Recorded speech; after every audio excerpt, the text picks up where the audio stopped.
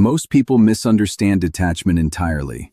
They hear the word and imagine distance, coldness, the careful removal of feeling from the equation, a kind of emotional amputation performed in the name of self-preservation.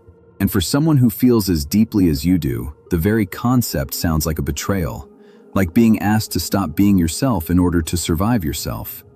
But Carl Jung never meant it that way. And I want to start here, at this specific misunderstanding, because it has cost deeply sensitive people decades of unnecessary suffering. Jung wrote, "The most intense conflicts, if overcome, leave behind a sense of security and calm that is not easily disturbed." Not numbness, not distance, calm. There is an ocean of difference between those two things, and that ocean is exactly what this video is going to take you across. Here is what the empath who hasn't yet mastered detachment loses every single day. They lose hours to other people's moods they did not create and cannot resolve. They lose sleep to conversations that ended 3 days ago but haven't ended inside them. They lose themselves, piece by piece, in increments so small they're almost invisible, in the accumulated weight of absorbing what no one around them even noticed they were carrying. They give their clearest thinking to other people's problems. They offer their best energy at the door of every relationship before they've asked whether there will be anything left for the return journey. This is not empathy. This is what happens when empathy has no container.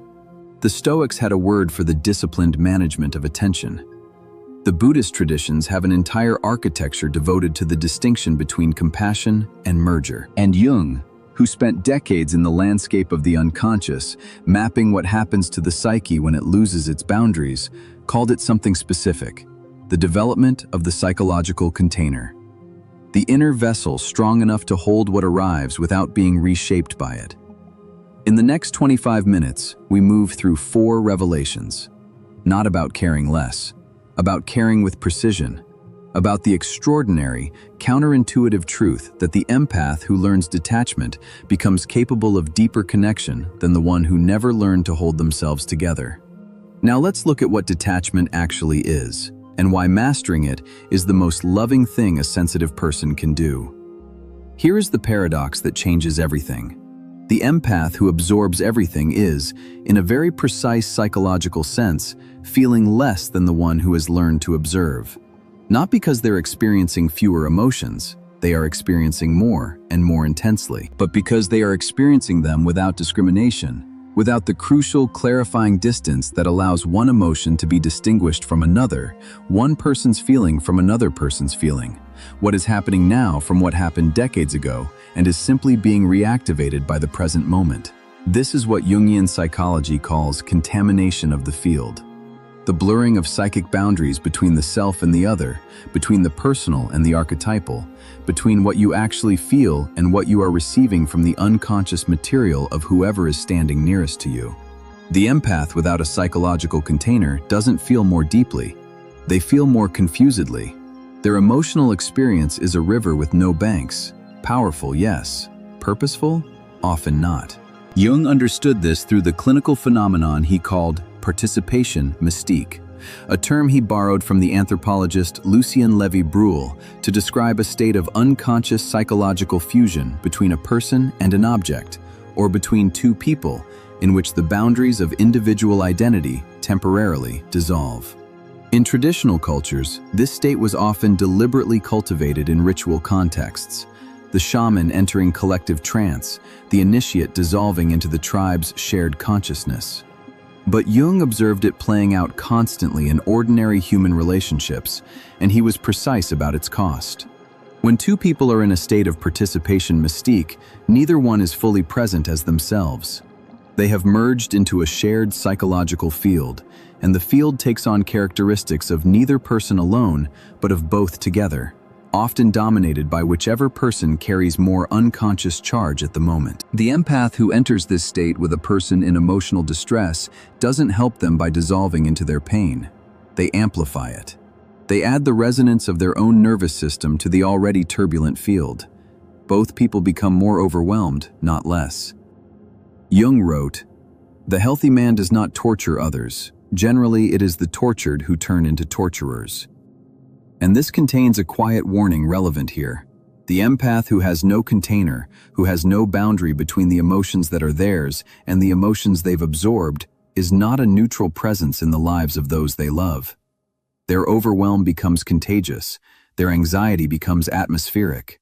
They mean to help, and instead they expand the emotional crisis through the act of full immersion in it. Here is the philosophical dimension of this revelation. Consciousness requires separation. Not permanent separation, not coldness or unavailability or the kind of armoring that forecloses genuine connection, but the temporary, strategic, fully intentional act of remaining a distinct self, even in the midst of another person's emotional reality. The capacity to say inside yourself, I can feel what you are carrying, and I am choosing not to carry it with you. I am choosing to stand next to it, and next to you, which is a completely different and far more useful thing. This is the Jungian distinction between empathy as dissolution and empathy as witness. The witness has detachment. The witness can feel the full weight of what they are observing without being crushed beneath it, because the witness has a ground to stand on. And that ground is not emotional distance. It is psychological identity, the clear, solid, unambiguous sense of who they are that persists even when someone else's pain is at maximum pressure. The empath who has not cultivated this ground believes their absorption is a sign of their depth. In reality, it is often a sign of their fear. Fear of appearing uncaring if they don't merge. Fear of the boundary that might make them seem less sensitive, less present, less worthwhile. That fear is understandable. It is also, over time, catastrophic. You do not have to drown to prove you can swim. Let's go somewhere more uncomfortable. There is something the empath gets from merger that has nothing to do with the other person. This is not an easy thing to hear, but it is one of the most important Jungian insights available to the deeply sensitive person, and refusing to examine it is refusing to know yourself. And if this channel is about anything, it is about knowing yourself, even the parts that don't reflect well in the light. When you dissolve into someone else's emotional reality, something happens to your own. Your own uncertainty quiets. Your own pain steps back. Your own unanswered questions about your life, your choices, your unresolved interior stop pressing quite so hard. Because you are now entirely occupied, entirely organized around a crisis that is not yours, an emotional problem that is not yours to solve, a need that is not yours to carry. You are off the hook from yourself. Jung called this evasion of individuation. Not in a harsh, judgmental way. He understood how the psyche finds its workarounds, but with the clinical precision of someone who had watched the pattern repeat across thousands of patients, across cultures, across the entire span of documented human psychology. The person who perpetually loses themselves in others is not doing so despite knowing themselves. They are doing so, at some level, instead of knowing themselves. The over-empathizer's shadow contains something they rarely acknowledge. A preference for the other person's crisis over their own. The other person's crisis is legible, bounded, nameable. It has a cause, a shape, a possible resolution. The self's own crisis, the half-formed longing, the unlocatable grief, the questions about who they are when no one needs them, is none of those things. It is ambiguous, oceanic, without the mercy of a clear resolution path. And so the merger continues. And every time it continues, the empath's own interior becomes slightly more inaccessible, slightly more colonized by the emotional content of other people, slightly less available for the genuine self-directed exploration that individuation requires. Jung wrote, "Your vision will become clear only when you look into your heart. Who looks outside dreams, who looks inside awakes." The empath who is always looking outside, always calibrating to the room, always reading the emotional subtext of the people around them, always oriented to the horizon of someone else's need, is dreaming. Even if their dream is vivid and their perception is accurate and their care is genuine. They are dreaming because the most important investigation remains deferred. The look inside, which would awaken them, keeps being postponed in favor of the look outward, which is safer and more immediately rewarding. This is the shadow of over-empathy. It functions as an elaborate and very convincing form of self-avoidance. It wears the face of devotion, it presents as love, and in the short term, it is love, of a particular, contingent, incomplete kind. The love that requires the constant presence of someone in need in order to know itself as love. The philosophy here is demanding. Genuine care for another person requires a self that is genuinely present and genuinely separate. Not separate in the sense of indifferent, but separate in the sense of distinct. A person who knows where they end and the other begins. A person who can choose to extend themselves toward the other, rather than automatically flooding toward them. A person for whom care is an act of will and consciousness, rather than an uncontrolled response to proximity. This kind of care is rarer than it looks. It requires the very thing that the over-empathizer has been avoiding, the sustained, honest, sometimes frightening engagement with their own interior, their own shadow, their own needs that have been waiting very patiently in the dark behind all the absorbing and giving and dissolving. The hidden cost of always feeling others is never fully feeling yourself. Detachment, in the Jungian sense, is not a state you arrive at through effort of will alone. It is not something you decide and then have. It is a structural development, the gradual building of what we might call psychological walls, not to keep others out, but to give the interior sufficient architecture that it can remain itself under pressure. And like any construction, it requires understanding the materials. The first material is what Jung called active imagination. This is not daydreaming. It is a disciplined practice of directed interior attention. The willingness to engage the figures, images, and voices that arise from the unconscious, not by being swept away by them, but by entering into a deliberate, conscious dialogue with them. You let the image arise. You observe it without immediately reacting. You ask it questions.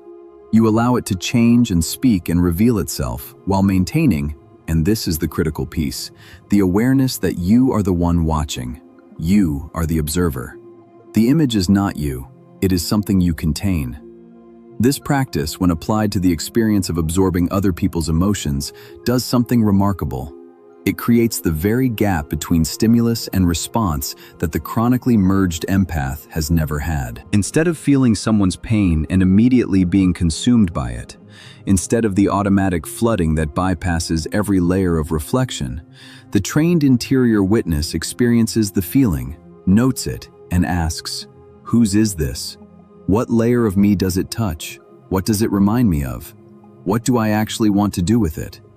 That pause, that brief, crucial interval, that is detachment. Not the absence of feeling, but the presence of the self within the feeling. The second material is what might be called archetypal boundary work. In Jungian terms, this means developing a conscious relationship with the specific archetypes that govern your relational life. For the over-empathizer, the dominant archetypes are often the caretaker, the healer, and, in their shadow form, the martyr. These are real psychic forces, not metaphors. They have agendas. The martyr archetype, when operating unconsciously, actively seeks situations of self-sacrifice because self-sacrifice is the martyr's form of meaning-making. It is not a flaw. It is a functional, if destructive, attempt at significance. Recognizing the archetype means you can begin to separate from it, not eliminate it. Archetypes cannot be eliminated, only integrated, but observe it with sufficient clarity to occasionally choose a different response. To notice the pull toward the suffering person and ask, before giving yourself entirely, is this the healer operating consciously from strength, or the martyr seeking significance through self-loss? Jung wrote, "Until you make the unconscious conscious, it will direct your life, and you will call it fate." This is the third material, the willingness to examine what has been running automatically. The empath who believes they have no choice about absorbing what they absorb, who experiences the merger as simply how they are, is experiencing the unconscious as fate. The archetype is in charge. The pattern is in charge.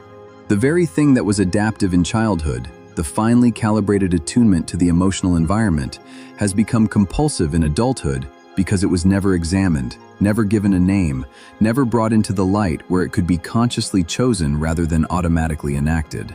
The practice here is mundane, and it is everything. Noticing. Noticing the moment you feel the pull toward dissolution. Noticing the sensation in the body, usually something in the chest or solar plexus, that signals the boundary beginning to blur. Noticing the subtle background anxiety that says, "If I don't absorb this, I am not enough." And then, instead of following the pull automatically, pausing, breathing, asking, what is mine here? What belongs to the other person? And what do I actually want to offer from a place of genuine choice? The philosophical dimension of this work is humbling. It suggests that love, real love, the kind that serves both the giver and the receiver, is not spontaneous in the way we romantically imagine it to be. It is cultivated. It requires the construction of the very capacities that allow it to be genuine rather than compulsive.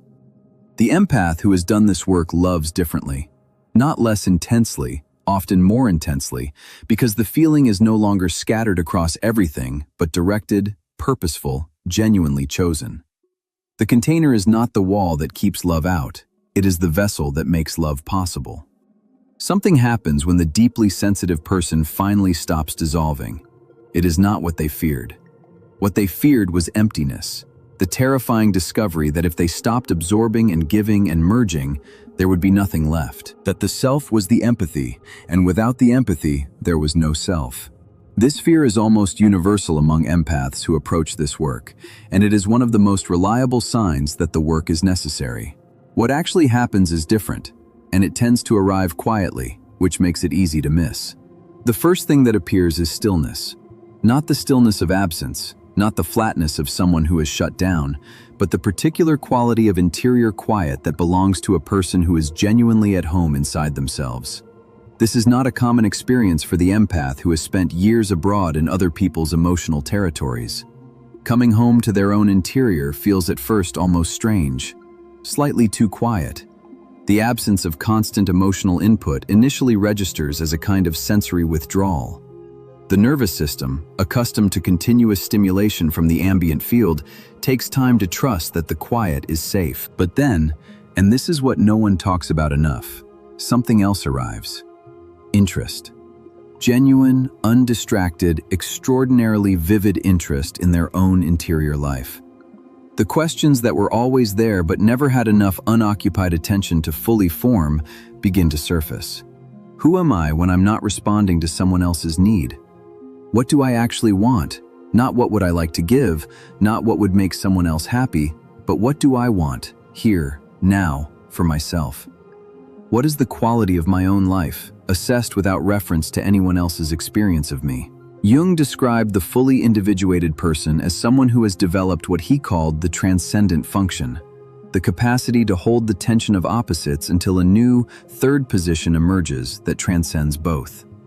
For the empath, the transcendent function applied to detachment means holding both truths simultaneously. I feel what you feel deeply, and I remain myself entirely, not one or the other. Not empathy or distance, both. In full, unresolved, generative tension. This is the rarest form of human connection. It is the love that holds rather than absorbs, the care that accompanies rather than rescues, the presence that says, I am here, fully here, and I am also fully myself, and because of that, I can actually see you. Not the projection of my need to be needed, not my wounded healer archetype seeking significance in your pain. You, the actual human being in front of me, separate from me, requiring things I may or may not be the right person to provide. Jung's final word on individuation was that it served not only the individual, but the collective. The person who has become genuinely themselves does not thereby become less connected to others. They become more truthfully connected, which is rarer and more valuable. The individuated empath is not the one who has stopped caring. They are the one whose caring is finally trustworthy, not because they no longer feel, but because what they feel is actually calibrated to what is there. Knowing your own darkness is the best method for dealing with the darknesses of other people. This is Jung's promise to the empath who masters detachment. Not that you will feel less, not that the world will stop pressing itself against your unusually permeable interior, but that you will have, at last, the ground beneath your feet that makes the feeling something you can stand in, rather than something that levels you. The mastery is not about becoming less. It is about becoming whole enough to remain standing when the full weight of what you feel arrives, as it always will, as it always has, and to let it move through you without moving you permanently out of yourself. That version of you is not a harder version. It is the most fully alive version you have ever been. Detachment is not the end of feeling. It is feeling finally given a home. Let's stay here for a moment. Not in a teaching or an insight or a carefully constructed psychological framework. Just here, in the space after everything has been said, where the actual work begins. If you have been giving everything and receiving the slow accumulation of depletion in return, if you have spent years believing that your depth was measured by how much you were willing to absorb, I want to offer something simple. Not a solution, a reframe. What Jung gave us across a lifetime of descent into the deepest territories of human psychology was not a map to happiness. He was suspicious of happiness as a goal. He offered something more honest and more durable, a map to wholeness, to the kind of interior coherence that allows a person to feel the full range of human experience, including other people's experience, without being destroyed by it, without having to choose between caring and surviving. The empath who masters detachment does not become a different person. They become a more complete version of the person they always were. The sensitivity remains. The depth remains. The capacity for connection that has always distinguished them remains, heightened, if anything, by the clarity that comes from being genuinely present rather than reflexively merged. What changes is the relationship to the feeling, not the feeling itself. You stop experiencing emotional immersion as something that happens to you and begin to experience it as something you choose, with awareness, with intention, with the knowledge of your own ground beneath you. And from that ground, you can go very deep into another person's world and return. You can sit with genuine darkness without losing the light you carry. You can be moved without being swept. That is the empath who has mastered detachment.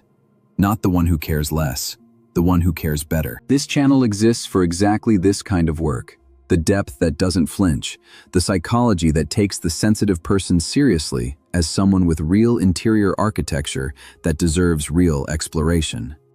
If this work matters to you, subscribe, not as a transaction, as a choice to keep going inward. Because the interior has more to show you, it always does.